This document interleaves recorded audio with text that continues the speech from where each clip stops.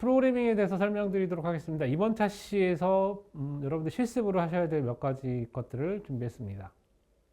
자, 첫 번째 프로그램은 팩토리얼 프로그램입니다. 앞에서 봤던 프로그램하고 똑같죠. 그래서 여러분들이 이 definition 정의하는 팩토리얼 n이라고 하는 게 정의가 되어 있습니다. 이 프로그램을 완성하시는 게 첫 번째 프로그램 목적이고요. 이 실습에서는 여러분들이 인풋으로 숫자를 넣으면 이 숫자에 해당되는 팩토리얼 값을 계산하도록 출력해준 메인 펑션을 작성하는 겁니다.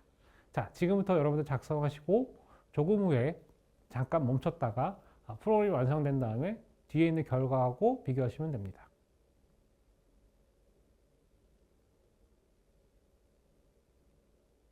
자, 프로그램 결과를 한번 보도록 할까요?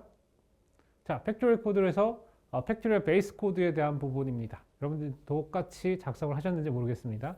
이렇게 작성을 하시면 실제적으로 팩토리얼 베이스 코드가 완성이 됩니다. 실제적으로 기본 개념을 그냥 포 구문을 돌려서 작성하시는 방법도 있고요. 앞에서 보신 것처럼 팩토리얼 리커시브하게 작성하는 코드도 있습니다. 그래서 여러분들 작성하신 거하고 비교해 보시고 틀렸다면 이 코드로 다시 한번 작성해서 구동해 보시면 좋을 것 같습니다. 자, 두 번째 프로그램입니다. 여러분들 바이너리 서치를 수행하도록 할 건데요.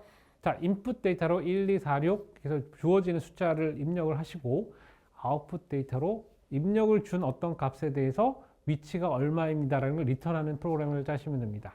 자, 이 프로그램을 한번 실습해 보도록 하겠습니다.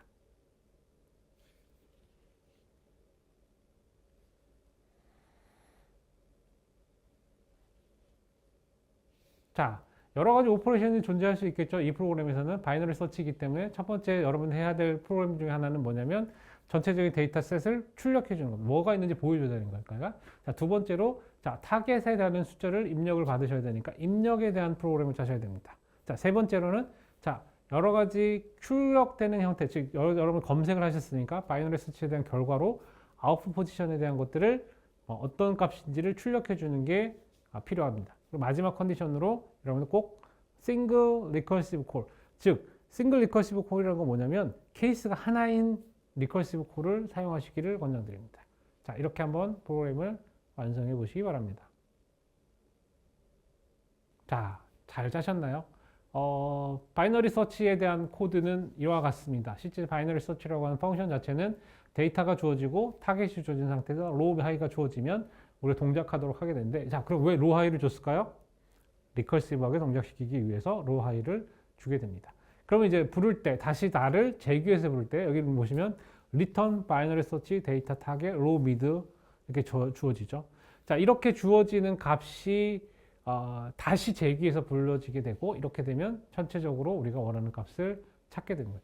여기서 사실은 데이터에 따라서 하프 앤 하프, 즉 왼쪽이냐 오른쪽이냐를 가지고 했기 때문에 사실은 얘는 두 개의 케이스를 가지고 있는 바이너리 서치에 해당되는 부분이라고 말씀드릴 수 있습니다. 그래서 앞에서 배웠던 프로그램에 대한 걸 그대로 연습하는 거기 때문에 이 코드를 짜셨다 그러면 여러분들한테 충분히 훌륭하게 잘 하신 거고요. 만약에 틀렸다 그러면 이 코드를 한번 실제로 타겟 타이핑해서 수행해 보시기를 바랍니다.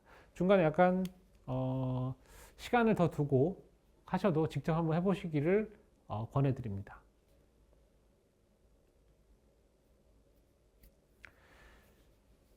자, 본 강좌에서는 데이터 스트럭처하고 알고리즘에 대한 전체적인 내용을 한번 정리했습니다. 그래서 데이터가 가져야 될 여러 가지 구조적인 부분, 효율적인 부분에 대한 얘기를 드렸고요. 알고리즘이 가지고 있는 여러 가지 절차적인 부분, 그다음에 전체적인 퍼포먼스를 어떻게 계산해내는가에 대한 부분들을 정리했습니다.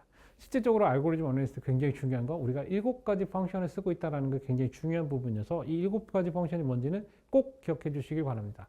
특히 비고 로테이션을 통해 가지고 전체적인 스페이스에 대한 부분도 표현할 수 있고 시간에 대한 부분도 표현할 수 있기 때문에 전체적인 비고 로테이션이 어떻게 동작하는지를 기억하시면 될 것 같습니다.